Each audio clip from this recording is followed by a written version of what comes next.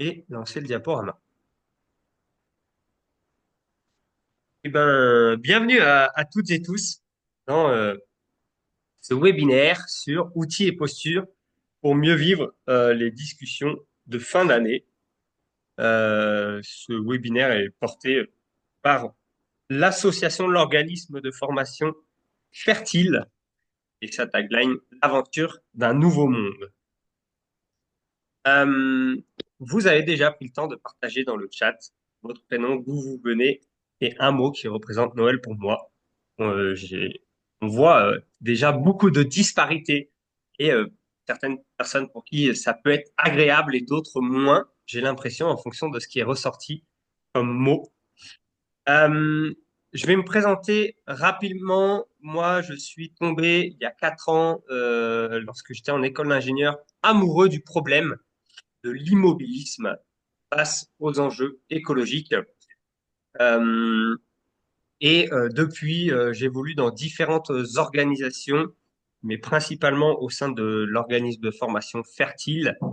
Euh, et je suis aussi euh, coordinateur donc des parcours engagement de Fertile et en charge du projet Fertilt, qui est une plateforme numérique à destination des ateliers, des animateurs d'ateliers de sensibilisation pour progresser sur des aspects de sensibilisation, autrement dit, progresser pour animer les fresques. Excusez-moi, j'ai les pompiers qui viennent me vendre des calendriers, mais je n'arrive pas. Tout de suite, en plus, je ne suis pas chez moi. Donc, je suis aussi animateur pro ceinture verte de la fraise du climat et animateur pro bientôt ficelle verte de Novi Bas Carbone. Et j'ai réalisé un documentaire sur le bonheur qui est disponible sur YouTube. La raison d'être de Fertile, c'est en capacité et outiller un maximum de futurs acteurs et actrices du changement écologique, démocratique et social pour coopérer, s'engager et vivre autrement. Quelques valeurs que je vous partage ici: joie, audace, humilité, impact, résilient et vivant. Et du coup, ce webinaire fait pleinement partie de la raison d'être de Fertile, parce que être capable de discuter des différents enjeux écologiques, démocratiques et sociaux auprès de ses proches est une manière de créer du changement. Et on estime que savoir en parler il y a besoin de s'outiller sur ces enjeux-là. Euh, à Fertile, je précise aussi que comme on est un organisme de formation, on donne un certain nombre de parcours qui sont donc tous en immersion. Ce sont des parcours de 5 à 6 semaines, donc 5 jours à 6 semaines, et qui viennent traiter de notions de coopération, de facilitation, d'engagement, etc. Vous pourrez retrouver toutes les dates de nos prochains parcours euh, sur notre site internet. Voilà, j'ai fait mon petit laïus pour présenter Fertile et, euh, et moi-même. Et puis, je vais poser un petit peu un cadre qui va soutenir cet espace pour l'heure qu'on va passer ensemble. Je vais un petit peu parler au début, mais après, je vais essayer de vous laisser le plus possible la parole. J'ai pas regardé s'il y avait des nouvelles personnes qui nous avaient rejoints. Si, 5 nouvelles personnes, génial, bienvenue à vous. Euh, Donc, quelques règles pour soutenir cet espace d'apprentissage. La première, c'est conscientiser mes biais de confirmation. Le biais de confirmation est notre tendance à récolter les informations qui vont confirmer ce que je crois ou ce que je sais déjà. Et donc, malheureusement, ils ne soutiennent pas l'apprentissage parce que je vais plutôt consolider ce que je sais déjà au lieu de voir des nouvelles choses. Et une manière de passer au-delà de ces biais de confirmation, même si c'est pas forcément évident, c'est de mettre des lunettes de curiosité, c'est-à-dire que de s'animer d'une curiosité pour ce qui va vous être présenté et peut-être vous dire, oula, Noël, je le vois comme quelque chose d'horrible. Comment est-ce que là, à travers ce qui va être présenté, je peux essayer d'en retirer quelque chose pour, pour moi, passer un meilleur moment. Et je fais la suite avec, j'enchaîne avec les prochains petits pas. C'est-à-dire que moi, j'estime qu'il n'y a pas d'espace d'apprentissage qui sont intéressants si ça n'apporte pas de changement chez vous par la suite. Donc, si à travers cette visio, vous imaginez des petites actions à réaliser, à mettre en place, vous pouvez tout simplement envoyer un message à quelqu'un, organiser une activité, etc. On va en reparler. Et ben peut-être de la noter. C'est ça qui va créer du changement chez vous. D'une certaine manière, moi je vais dire plein de choses. La seule manière de vérifier que ces choses-là sont justes et vous parlent, c'est de les tester. Et enfin, je suis sûr que dans ce groupe, ce soir, il y a plein de bonnes ressources. Nous avons tous et toutes nos expériences et notre expertise d'usage à partager. Et donc, je vais vous inviter régulièrement à prendre la parole. Voilà. Si vous avez des questions pendant mes explications, n'hésitez pas à lever la main en utilisant il y a un petit bouton pour lever la main euh, dans Zoom, ou si vous n'y arrivez pas, vous pouvez prendre la parole directement et dire que j'ai une question. Et puis, n'hésitez pas à prendre la parole au moment où je vais vous la demander. Comment ça va se passer? On vient de passer 10 minutes sur l'accueil cadre présentation. Ça, c'est fait. Ensuite, on va aller autour de 7 points essentiels à mes yeux pour pouvoir rester en lien avec ses proches, devenir ambassadeur des enjeux. Et on va faire un focus sur construire son argumentaire dans ces 7 points. Donc, on va détailler d'abord celui-là. Ensuite, je vais euh, parler des autres conseils. On aura un petit temps de questions-réponses et une déclusion. Normalement, nous terminerons cela à 19 heures. Est-ce que il y a des questions? Est-ce que là, il y a besoin de rajouter quelque chose avant de se lancer dans ce webinaire? Je laisse une petite minute.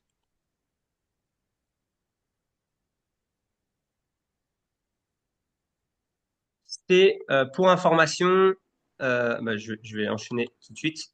Alors, la plupart de nos sources sont ici. Bien sûr, ce qui sous-tend énormément de choses qui vont être précisées, ça va être le rapport du GIEC. Euh, Il y a les cours que j'ai eus de Stéphane Labranche, qui est sociologue du climat, un article et des articles de bons potes, mais notamment celui des 12 excuses de l'inaction. Il y a aussi toute l'expertise que j'ai pu avoir lors de mes nombreuses formations dans plein de contextes différents. Il y a aussi ce temps-là, il est donné dans l'ensemble des parcours d'avenir fertile chez Fertile. Donc, il y a aussi beaucoup de remontées de ce que vivent les participants.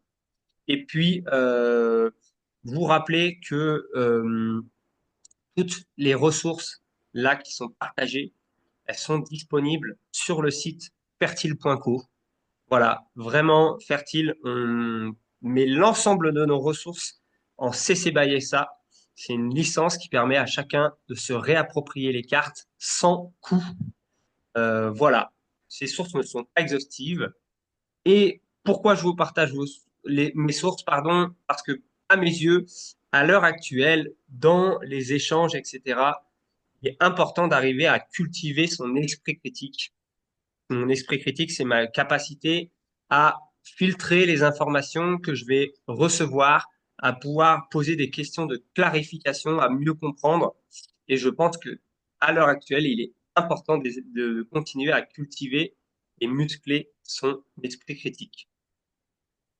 Voilà la ressource sur laquelle on va un petit peu se pencher ce soir. Donc, les conseils pour être ambassadrice des enjeux avec 7 points essentiels.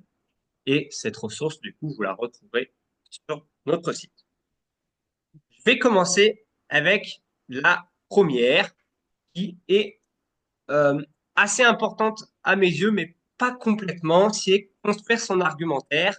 Et donc, ça peut être s'entraîner à expliquer les enjeux écologiques, euh, prendre des notes. En tout cas, les conseils pour construire son argumentaire, c'est à chaque fois que j'ai une discussion avec quelqu'un, comment est-ce que je peux prendre des notes sur ah bah là-dessus j'ai pas réussi à répondre, là-dessus il me manquait un chiffre, et ben je vais aller creuser et je construis mon argumentaire au fur et à mesure de mes lectures aussi en construisant ma petite to-do, ma petite bloc-notes de l'ensemble des chiffres, etc. Et on va s'entraîner là sur deux discours de l'inaction que vous allez pouvoir entendre à Noël. Euh, Sachant que là, je fais vraiment un focus sur l'écologie, mais la plupart des choses que je vais vous présenter ici sont aussi valables, donc à part pour construire son argumentaire, mais sont aussi valables sur des arguments autour des différents autour de la politique, par exemple. Et donc, c'est juste à se réapproprier aussi. Mais n'étant pas du tout expert sur des aspects politiques, je ne me suis pas permis d'en parler plus. Euh, le premier discours de l'inaction que vous allez sûrement entendre, il peut prendre plein de formes, mais il est vraiment repousser la responsabilité sur d'autres. Donc, c'est d'abord, par exemple, vous allez entendre, c'est d'abord aux autres d'agir. Pourquoi ce sera à moi d'agir en premier? Les émissions territoriales en Chine et aux USA sont bien plus élevées. Ce sont les entreprises qui polluent le plus. À mon échelle, je ne pèse rien. Les jeunes s'engagent, ça va le faire. Le gouvernement ne fait pas grand-chose. Pourquoi est-ce que moi j'agirais, etc., etc. Est-ce qu'il y a des personnes qui souhaiteraient donner un exemple de réponse et s'entraîner déjà si vous entendez ce genre de discours euh, à Noël? N'hésitez pas à prendre tout de suite la parole.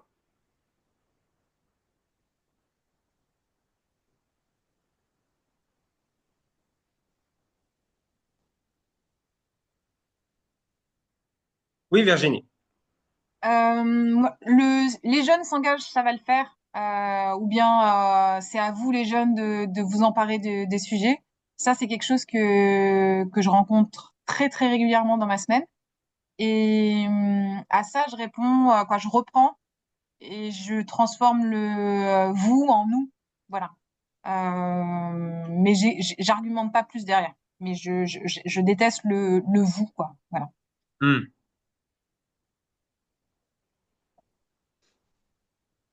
Donc aussi, c'est d'une certaine manière être identifié, moi ça m'arrive souvent être identifié comme la personne qui s'occupe de l'écologie, du coup les autres devraient pas aussi s'en occuper, non pas à s'en occuper, tant mieux, il y a une personne qui le fait.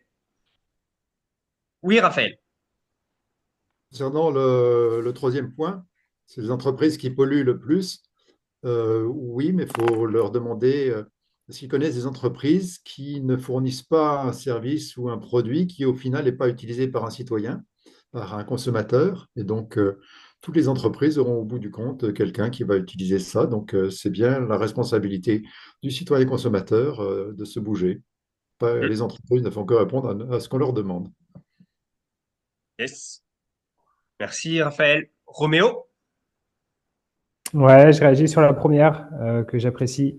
Moi, je dis que je le fais avant tout pour moi, pour être en phase et aligné avec moi-même, et que voilà, et que montrer l'exemple est le meilleur moyen de convaincre autour de moi. Euh, voilà. Hmm. Merci, Roméo.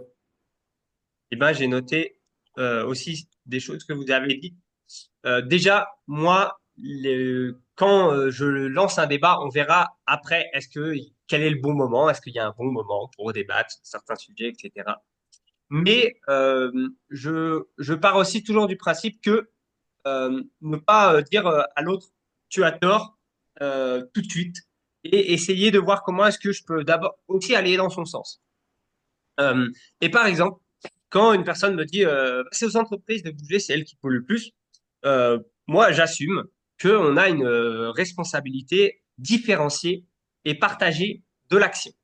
C'est-à-dire entre quelqu'un qui est élu à une commune ou à un poste plus élevé, quelqu'un qui est responsable d'une entreprise, etc., n'a pas le même pouvoir d'agir et donc n'a pas la même responsabilité que une autre personne qui ne fait pas ce métier. Euh, Aussi, vous pouvez rappeler l'ensemble des bénéfices à agir. Et là, je vous invite vraiment à parler des bénéfices aussi pour vous-même. Qu'est-ce que ça a apporté dans votre vie? Et je vous invite aussi à parler de l'ensemble des bénéfices que ça apporte de vous engager bien en dehors des débats. par exemple, moi, je rappelle souvent que depuis que j'ai arrêté de prendre l'avion, je ne suis jamais allé dans autant de pays de ma vie. Pourquoi? Bah parce que ça m'a permis de me dire, OK, j'ai envie de mettre de l'importance autour du voyage. Je vais aller traverser l'Europe. Et donc, j'ai traversé l'Europe à vélo. Et donc, j'ai fait plein de pays. Voilà. Là, j'essaye aussi de le placer en dehors des débats. Euh, L'idée, à mes yeux aussi, pour répondre sur les discours de l'inaction, c'est de se dire que dans tous les cas, dans 40 ans, 50 ans, 60 ans, notre société et nous-mêmes allons de devoir nous organiser en étant sortis des énergies fossiles, dans tous les cas. Et là, il y a deux manières de vivre ça, soit je le subis, soit je m'organise. Et donc l'idée, c'est de s'organiser pour le futur. Et puis, on peut rappeler l'objectif individuel qui est moins de 2 tonnes par an et que la moyenne est à 10 tonnes. Et généralement, les personnes qui disent ça ne sont pas à moins de 2 tonnes par an. Donc, se rappeler de, eh ben, est-ce que personnellement, déjà, j'atteins les objectifs? Euh, Sur les jeunes s'engagent, ça va le faire. J'ai un petit argument pépite que je ressors à chaque fois. Je leur demande, vous savez, la moyenne d'âge des députés et la moyenne d'âge des sénateurs, elle est au-dessus de 50 ans. Et en fait, il se trouve que la plupart des personnes en France qui ont un grand pouvoir d'agir, même à l'échelle dans des entreprises, etc., ce sont les personnes les plus âgées. Donc, ce sont ces personnes-là aussi qui ont plein de choses dans les mains pour faire changer les choses. Et enfin, si il y a je vous invite à aller voir, il y a beaucoup de vidéos sur la notion du triangle de l'inaction. Donc, c'est comment est-ce que les acteurs de la nation, comme les individus, l'État et les entreprises, se renvoient la balle. Mais une manière facile de sortir de ça, c'est de se dire que si on veut être à la hauteur des enjeux et aller assez rapidement, il y a besoin que les trois s'engagent. Il y a besoin que nous aussi, par exemple, nous faisions du vélo et pas seulement que les mairies refassent les voiries et fassent des pistes cyclables. Ça va avec. Deuxième discours de l'inaction, l'être humain ne change pas. De toute façon, on n'y arrivera jamais, c'est trop tard. On est parti pour atteindre les 4 degrés, surtout qu'en ce moment, c'est beaucoup répété par les ministres et on se dit se préparer à 4 degrés. L'humanité ne change pas, c'est dans sa nature. Et le fameux on ne peut rien y faire, on ne peut rien changer. Est-ce qu'il y a des personnes qui ont des idées pour euh, eh ben, essayer de répondre à ces discours de l'inaction?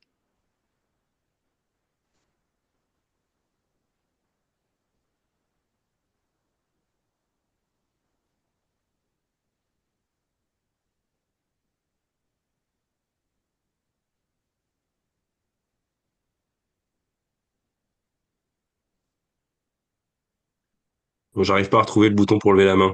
Mais je peux. Vas-y, Bastien.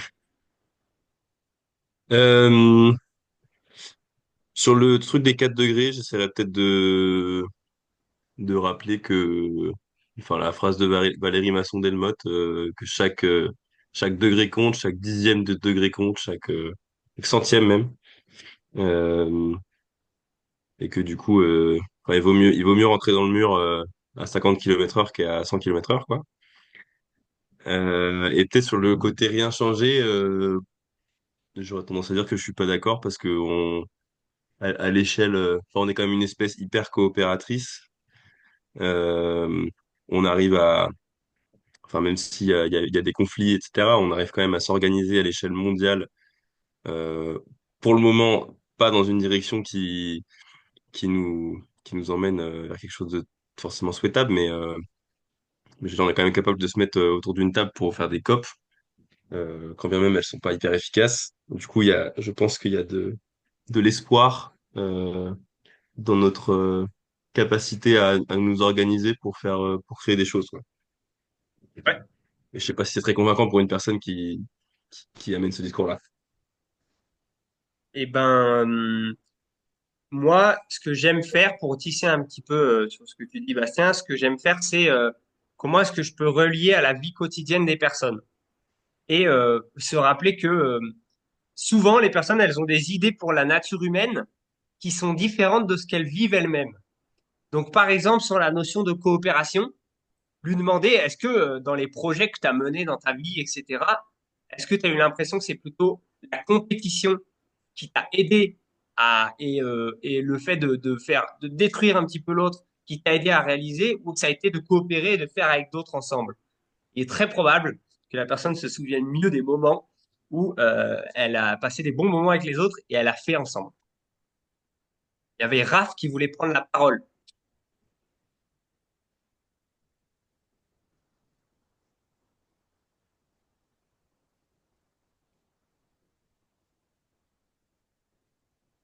Ok, bah, je vais donner la parole à Virginie en attendant.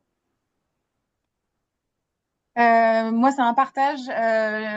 Je situe toujours à peu près le niveau de déni de la personne que j'ai en face. Et en fait, je pars sur ce que chercheur Olivier Hamon podcast énormément ces derniers temps, qui est celui du nuage d'étourneaux, où en fait les étourneaux au centre, c'est des étourneaux qui on va pouvoir symboliser comme ceux qui sont dans le déni, de toute façon rien ne changera, c'est la merde, on va tous dans le mur.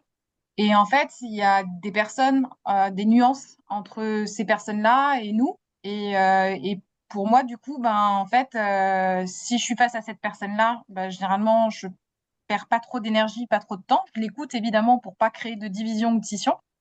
Mais je m'attache davantage à quelqu'un qui va peut-être exprimer ça, mais qui derrière va déjà avoir mené quelques actions, quelques changements dans sa vie. Et donc l'histoire des étourneaux, en fait, ceux qui donnent l'orientation dans ce nuage d'étourneaux, ce sont ceux qui sont en marge. Et donc il est plus facile de convaincre un étourneau, alias humain, proche de cette marge, de rentrer sur cette marge, que celui qui est au centre, qui met des œillères et qui suit le troupeau, quoi. Voilà, grosso modo. Merci Virginie. Et je précise que c'est vraiment important d'arriver à situer où est-ce que la personne se situe. Et pour ça, rien de plus important que l'écoute et poser des questions sans jugement. Anne-Sophie, je viens de voir ton message dans le chat. Acceptes-tu de... Oui, j'accepte les retardataires si ton micro ne marche pas et comment lever la main. Du coup, si ton micro ne marche pas, pas besoin de lever la main. Tu peux simplement poser tes questions dans le chat ou y répondre dans le chat et je les transmettrai au reste du groupe. Voilà.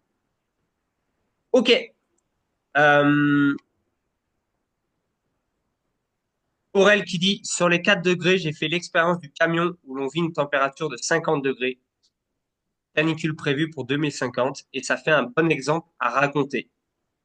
Et sur le foutu, je parle de moi, pas envie de laisser d'autres décider pour moi de mon mode de vie futur.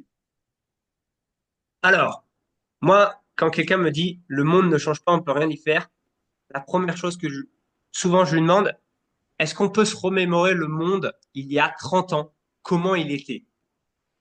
Et des fois, je les tique un peu, je leur dis, j'étais pas là, est-ce que tu peux me raconter?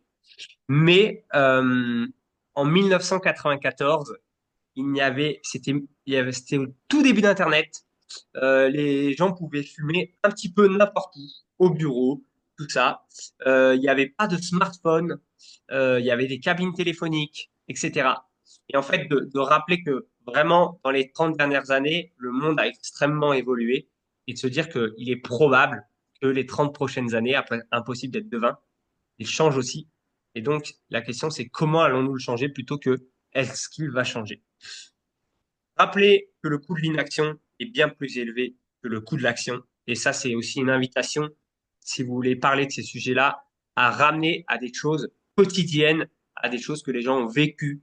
Par exemple, ma famille qui vient de la Loire, je vais lui parler des inondations qu'il y a eu à Rive-de-Gier cette année et que les personnes n'ont pas pu prendre le train. Toutes ces choses-là. Euh, Encore une fois, aller dans le sens de la personne. Je dis tout à fait, c'est difficile de changer ses habitudes. On a plein de biais qui nous freinent au changement. Mais la bonne nouvelle, c'est qu'une fois qu'elle est changée l'habitude, elle reste la même et on n'a pas envie, on a des biais qui font qu'on reste dans cette nouvelle habitude. Du coup, il y a besoin d'un accompagnement souvent au changement. Chaque fraction de degré compte, ça a été dit. Et sur on ne peut rien y faire, je peux aussi inviter aux gens à parler en jeu. Euh, Je vais vous donner un exemple.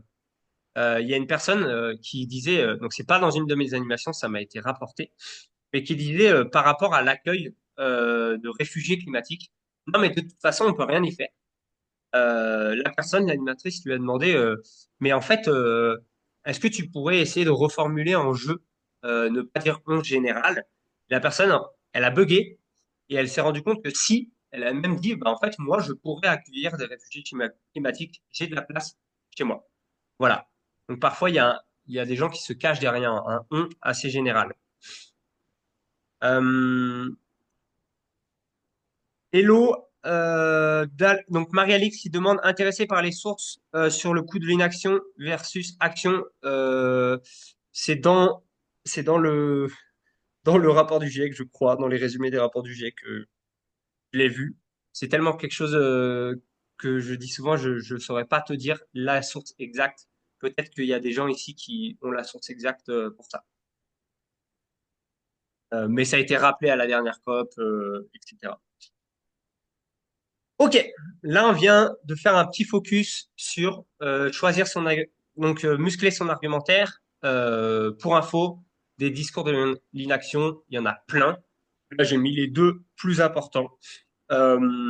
Et à vous aussi d'identifier bah, lesquels vous allez le plus entendre dans votre famille. Est-ce que c'est de l'ordre politique, est-ce que c'est de l'ordre écologique, etc. Et peut-être de vous préparer en amont. Voilà, avoir deux, trois chiffres en clé, en tête, etc. Alors, tout ça, on va dire débattre, avoir des arguments, etc. Eh ben, c'est pas forcément la meilleure chose à faire lorsque vous êtes avec vos proches. Et il y a plein, donc là, je vais aller voir les autres conseils que j'ai à vous donner. Donc, il y a l'idée de choisir le bon moment pour débattre. Par exemple, moi qui suis végétarien, j'ai arrêté de parler des impacts de la viande lorsqu'on mange autour d'une viande. Voilà. Je le glisse lors d'une rando, quand tout passe bien, etc. Et tu sais, l'impact de la viande, etc. Et c'est là où je trouve que le message a le plus de portée que au moment où ça peut créer des tensions. Euh, voilà. Accepter que c'est pas le bon moment. Donc c'est aussi apprendre à dire non. Peut-être que vous travaillez sur des sujets écologiques et que du coup votre famille va avoir envie de vous en parler, d'en parler régulièrement avec vous, etc. Vous, se trouve, vous n'avez pas envie d'en parler. Euh, et du coup, moi souvent je dis, bah là je suis pas au travail par exemple, mais vous pouvez dire non, bah non, c'est pas le moment pour moi d'en parler parce que je sais pas, vous êtes affecté par quelque chose et vous savez que ça va vous mettre dans un état émotionnel pas agréable, etc. Euh, Aussi, c'est choisir le bon espace pour en parler. Est-ce que quand il fait chaud, on est 15 autour d'une table, c'est génial? Ou est-ce que c'est peut-être plus agréable d'avoir une discussion avec une personne à l'extérieur, etc. C'est là où peut-être qu'il y aura plus d'écoute qui va se faire. Demandez le consentement si vous avez envie de parler de ces sujets-là à une personne. Est-ce que tu es d'accord de parler d'écologie avec moi? Voilà. Et surtout, ça je le rappellerai jamais assez, mais prendre soin de vous dans le moment ou le mauvais moment. À tout moment aussi, être capable de dire, bah là, en fait, j'ai plus envie d'en parler. Je m'excuse, mais on en discutera plus tard. Est-ce que vous voulez partager pour vous, est-ce il y a des bons moments pour débattre, enfin, pour parler de ces sujets-là, ou une petite anecdote qui vous est arrivée à propos de ce conseil-là?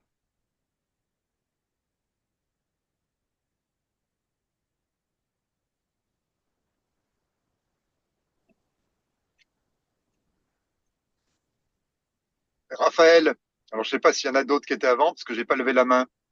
Pas de souci. Juste euh, Vas-y. euh, deux petits exemples. Effectivement, il y a quelques fois, il y a des gens qui m'engagent sur des sujets, mais dans une optique de polémique. Hmm. Là, je pense à la loi de Brandolini, c'est qu'on va passer plus de temps à réfuter qu'à essayer de convaincre. Hmm. Donc, dans ces cas-là, j'ai une attitude très simple quand je vois que la personne commence à du côté du climato-scepticisme, je leur demande s'ils vont chez le médecin. Et en général, ils répondent oui. Je leur demande est-ce qu'ils se font soigner par n'importe qui n'a pas fait des diplômes de médecine. En général, ils répondent non. C'est la même chose concernant tous les journalistes du climat. Moi, je ne fais confiance qu'à de la science. Et quand ils me posent la question, là, je les oriente vers une source qui est géniale, j'ai un site qui s'appelle consensus.app, qui est une Ok. merveilleuse usage de l'IA et qui automatiquement, on pose n'importe quelle question, quelques questions, et il vous donne une réponse qui est le consensus scientifique de milliers ou de centaines d'études scientifiques. Et donc, je n'argumente pas, je dis, si tu as l'air de t'y intéresser, voilà, si tu veux savoir où est la science, et je les envoie là-dessus. Donc, je n'argumente plus, je les renvoie vers un site qui fait la synthèse des publications. Éventuellement, si je sens que c'est une intention positive, mais que j'ai pas envie d'en parler, je lui Hmm. dis, ah, tu as l'air d'être intéressé par ce sujet. Est-ce que ça t'intéresserait de venir à une prochaine atelier de fresque du climat? Est-ce que tu en as déjà entendu parler? À ce moment-là, je lui prends rendez-vous. La prochaine fois que j'en fais un, je t'envoie une invitation. Et puis comme ça me Génial. permet. Voilà. Mais j'évite d'argumenter en me disant que j'essaye d'être voilà tout le temps en alerte comme un missionnaire. Donc voilà, petite Merci. anecdote. Et je reviendrai sur ce que tu as dit. C'était très intéressant. Virginie, j'enchaîne pour le timing. Deuxième chose qui me semble importante, et c'est ce qu'a partagé Virginie tout à l'heure, c'est impliquer et comprendre l'autre.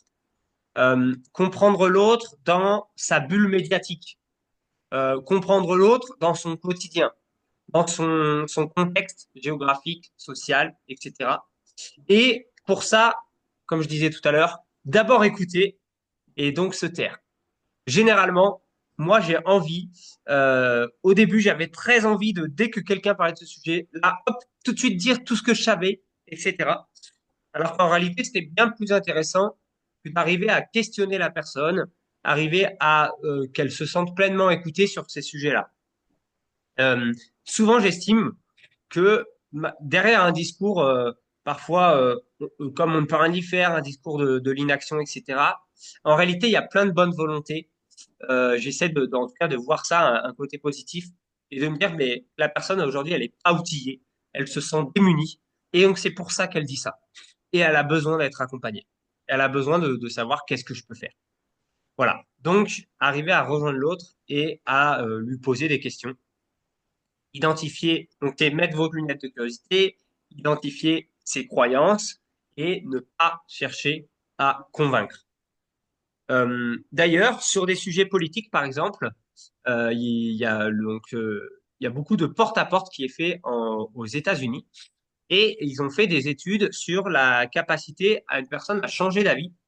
Et en fait, ils ont estimé que une des méthodes les plus efficaces pour changer d'avis, c'était de demander à la personne son avis sur le sujet, de l'écouter sans rien dire, mais une écoute active pendant 30 minutes et ensuite, par la suite, de pouvoir lui dire, bah, est-ce que tu es d'accord que je te partage mon expérience, ce que je crois de ça et ma vision des choses.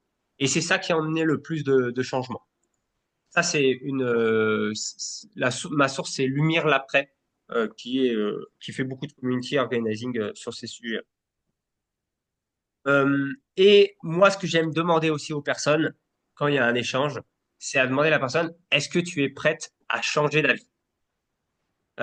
En fait, pour deux raisons. La première, c'est que la personne, elle se pose la question de est-ce qu'elle est prête à changer d'avis? Et potentiellement, elle va se rendre compte que, bon, là, elle est fixée sur son avis, elle sera pas prête à changer. Et donc, dans tous les cas, ça sert à rien d'échanger. Et par exemple, dans les débats, moi, je l'annonce à la personne. Je suis désolé, mais sur ce sujet-là, je ne suis pas prêt à changer d'avis pour telle ou telle raison. Voilà. Euh, J'enchaîne avec le quatrième conseil, définir les mots valises. Capitalisme, décroissance, transition, et on peut imaginer plein d'autres mots valises pour des aspects politiques.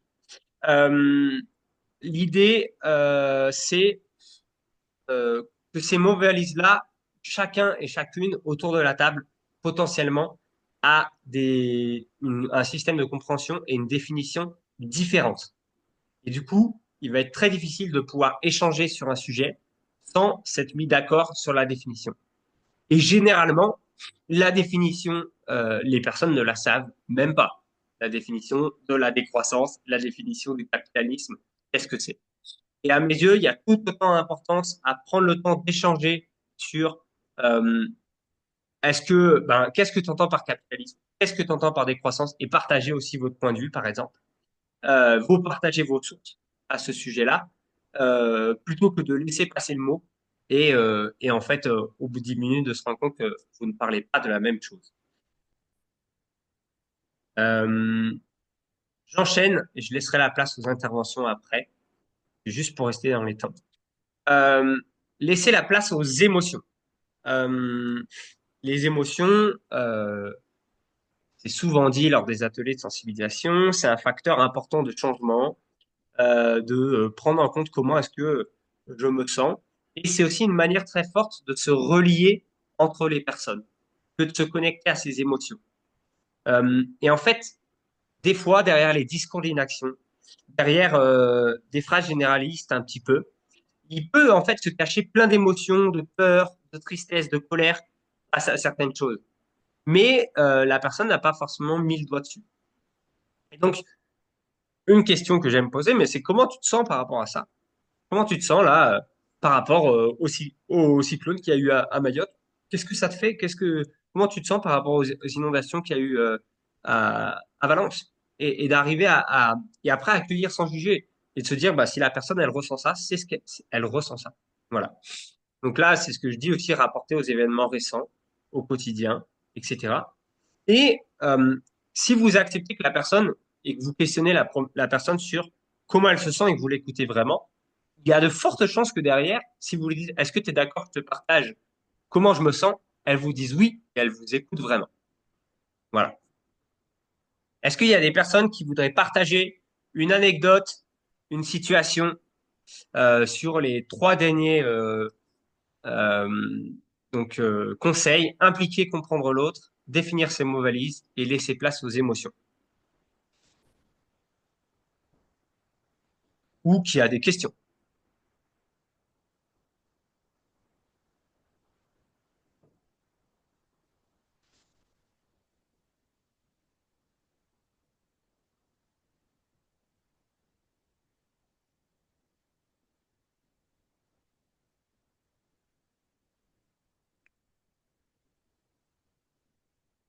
Ok. Eh ben, je continue. Moi, moi, je voulais poser une petite question, désolée, je suis mise sur le bas-côté. Je sais pas si vous m'entendez bien. Oui, bien sûr, avec plaisir. En fait, moi, mon problème, c'est que les gens avec qui je discute, le GIEC, ils le prennent pas en compte parce que ça prend pas en compte tous les scientifiques. Il y en a plein qui ont été retirés et du coup, ça peut pas fonctionner. Donc, le consensus, Hmm. c'est pas quelque chose qui prennent en compte. Et, hum, et par exemple, bah, si je demande de Valence, bah, c'est normal. Il y a toujours eu des inondations, donc voilà, et si je dis mes émotions à moi, eh ben, je suis catastrophiste, extrémiste, blabla. Je vois le mal Hmm. partout.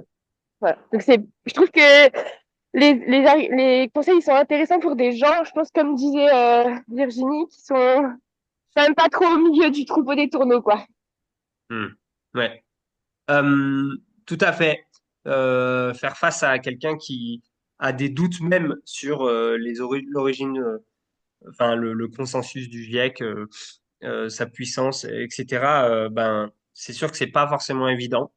Moi, j'ai déjà eu une personne comme ça qui est venue sur un parcours de 5 jours pour parler des enjeux et ça a été impossible de la faire changer d'avis. Et donc, à mes yeux, c'est aussi être capable de mesurer l'énergie que vous allez fournir versus le résultat et d'accepter il y a des gens qui ne changeront pas, en tout cas dans le repas de Noël qui va se passer ou dans les 3 mois qui vont arriver, etc. Et c'est aussi parfois accepter le temps long, planter une petite graine à un moment, attendre 6 mois, en replanter une, etc. Mais c'est sûr qu'il n'y a pas de formule magique face à quelqu'un qui doute du GIEC ou de d'autres aspects. Il n'y a pas de formule magique pour le faire changer d'avis en 3 heures. Ça, en tout cas, j'en ai pas encore trouvé et je pense pas que ça a été trouvé. Euh, et Merci. merci pour ton partage. Moi, Tout à ça fait. fait 8 ans que j'essaye, donc voilà, j'ai un peu perdu espoir, mais Ok. j'espérais trouver des petites potions magiques ici.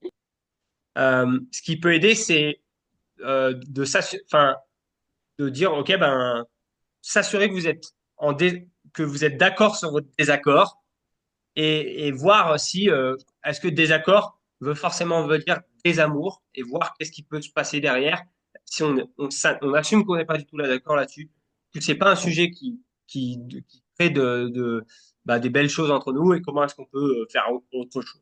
Moi, c'est l'invitation que j'ai. Et Raph qui voulait prendre la parole. Non, mais tu viens exactement de dire ce que j'allais dire. Donc, effectivement, agree to disagree. Et voilà, ça m'est arrivé avec un partenaire de tennis totalement climato-sceptique. Après un mois d'échanges épistolaires sur la validité du GIEC, voilà, on a été d'accord d'être en désaccord et depuis on continue à jouer quand même, mais sans avoir abîmé la relation. C'est important. Ouais, merci beaucoup, Raph. Ok. Sixième et avant-dernier conseil, sortir de la culpabilisation. Donc, la culpabilisation n'entraîne pas l'action.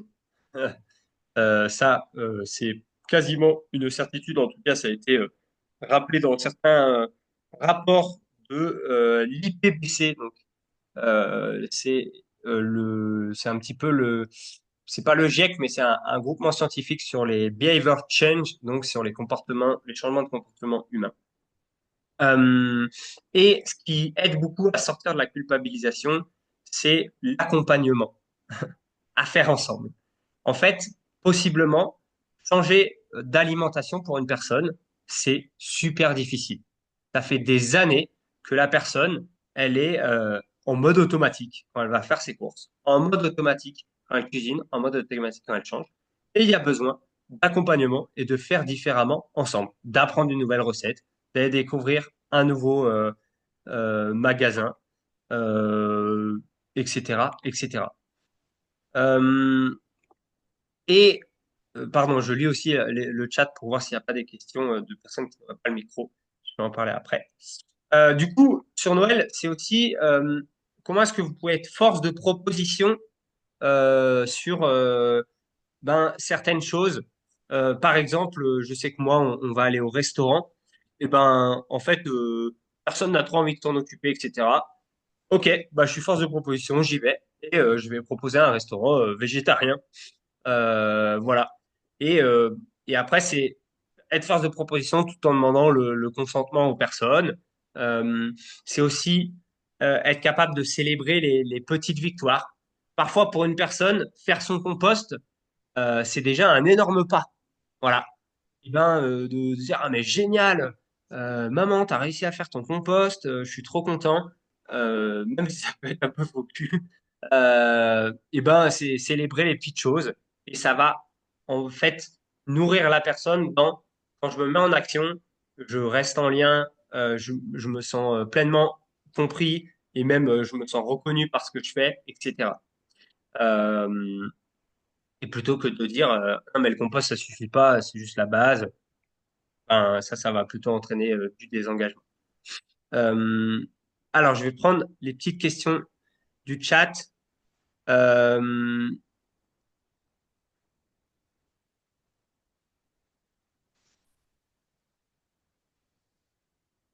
ok, bon, c'est plutôt des discussions entre les personnes, donc il n'y avait pas de questions spécifiques. Moi, j'aime bien rappeler que tes actes parlent si fort que je n'entends même plus tes mots. Pendant des années, je pense que j'ai cherché à faire bouger les gens en leur disant ce qu'ils avaient à faire. Maintenant, j'ai l'impression de beaucoup plus faire changer les gens autour de moi, rien qu'en leur partageant ce que je vis et en leur partageant pourquoi je le fais de cette manière et qu'est-ce que ça m'apporte. Voilà. Et aussi, parfois, c'est pas du tout facile, mais voir comment est-ce que vous pouvez incarner la posture que vous voulez voir dans les échanges. Si vous avez besoin de vous sentir écouté, besoin de vous sentir compris, plutôt que vous avez besoin de convaincre l'autre, comment dans votre posture, vous pouvez faire transparaître ça et inviter l'autre aussi à avoir cette posture-là. D'ailleurs, je vous invite à vous questionner vous-même.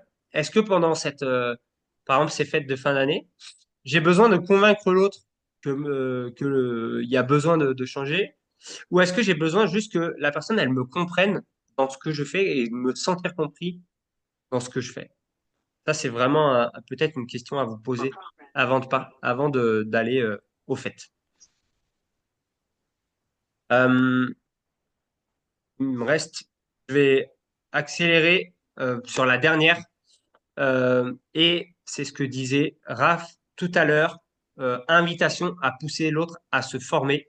En fait, il est difficile de séparer qui le dit de ce qui est dit. Parfois, il y a un passif de relation entre les personnes qui est tellement important, qui empêche de transmettre correctement sur les enjeux.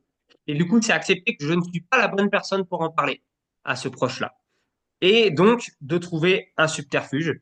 Par exemple, moi, chez moi, souvent, j'invite, donc pas à Noël, mais autrement, j'invite des amis écolos.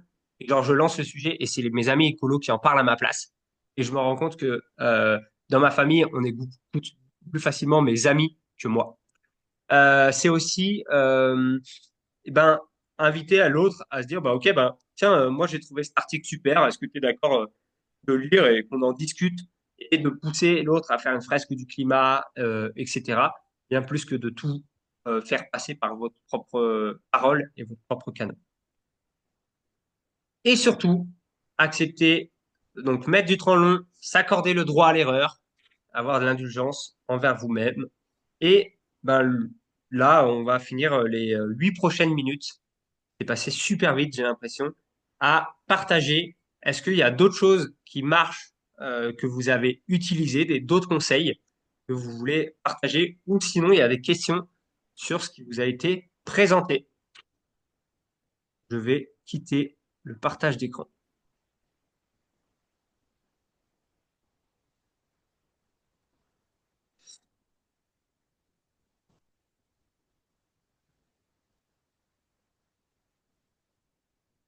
Est-ce qu'il y a des questions ou d'autres apports? Parce que je suis sûr qu'il y a plein de choses dans ce groupe à partager.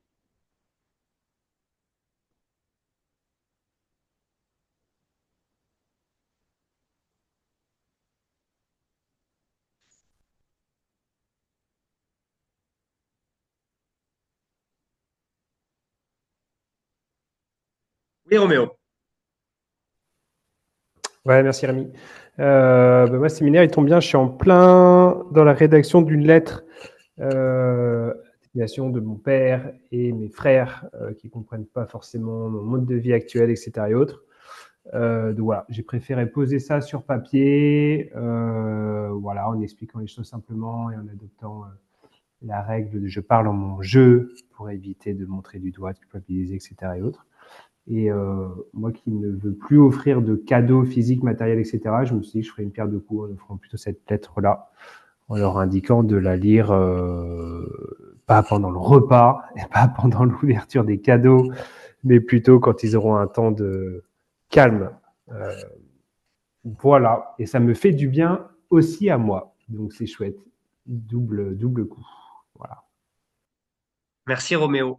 En effet, la lettre, c'est un médium qui peut être vraiment puissant et qui évite parfois ne pas forcément trouver les bons mots tout de suite et d'être tout le temps tout de suite dans la tête, dans les échanges, dans le débat, etc. De prendre le temps. Donc allez-y si vous avez envie de noter comme prochain petit pas que d'écrire une lettre, ça peut être génial.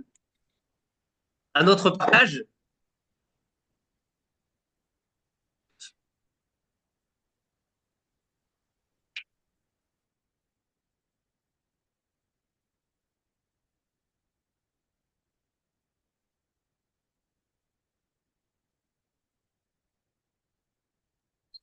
Pas de partage spécifique, mais juste pour te remercier, Rémi.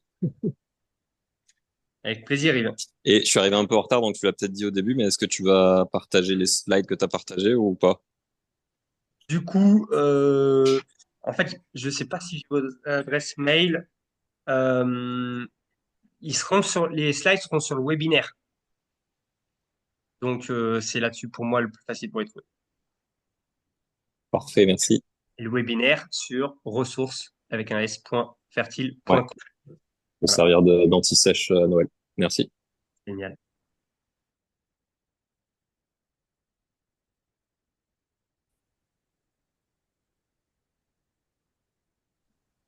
Oui, Raph. Oui, et juste un petit partage. Donc, à Noël, je suis sûr que ma tante, comme d'habitude, va arriver avec Raphaël, arrête de m'embêter avec mes voyages en avion et mon foie gras, je recycle. Et c'est juste pour vous donc, amuser de cette anecdote, où encore, on va repartir dans. Il y a des gens qui ont envie, mais qui s'arrêtent tellement, tellement Hmm.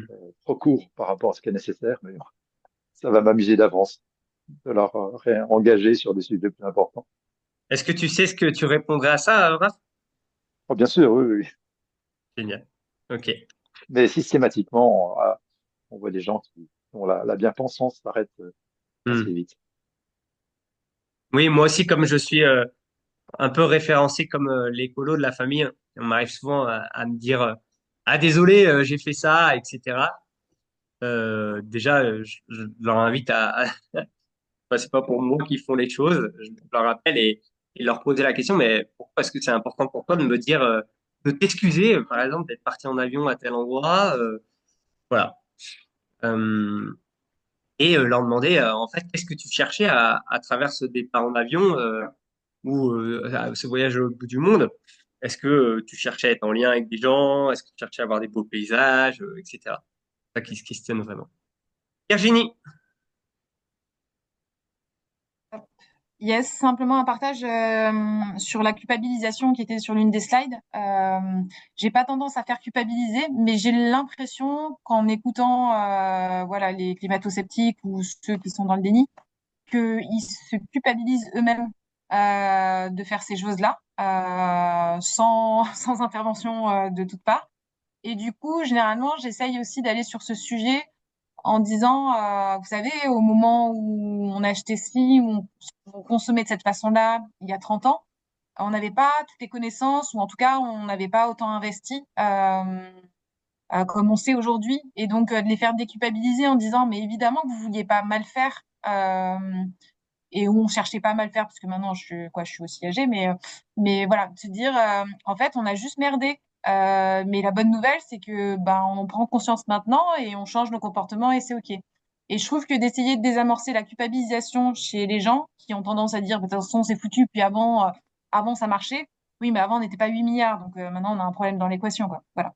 Donc, c'est juste d'essayer de désamorcer si culpabilisation est là chez les personnes que j'ai en face, quoi.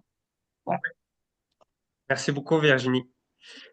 Et ben, pour conclure ce webinaire, déjà, merci beaucoup pour l'ensemble de vos partages. C'était très riche que vous ayez aussi partagé.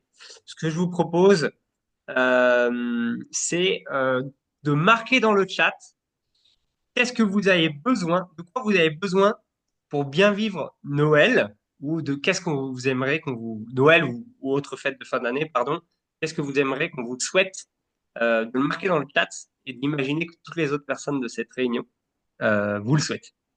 Voilà. Ça peut être de l'indulgence envers vous-même, du lien, d'arriver à rigoler sur des sujets. Enfin voilà. Qu'est-ce que vous avez envie d'avoir? Il nous reste 2 minutes pour ça.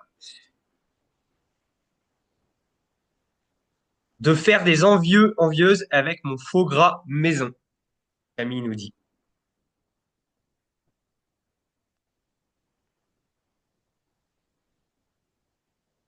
Eh ben Camille, moi, je te le souhaite.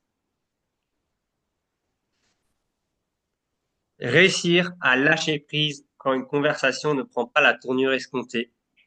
Eh ben, peut-être, Bastien, tu pourras te rappeler que tu l'as écrit dans le chat. Ça te permettra de juste souffler. J'aimerais qu'on me souhaite de trouver un juste équilibre entre mes attentes et celles de mes proches pour ces fêtes de Roméo. Sarah qui voudrait être détendue.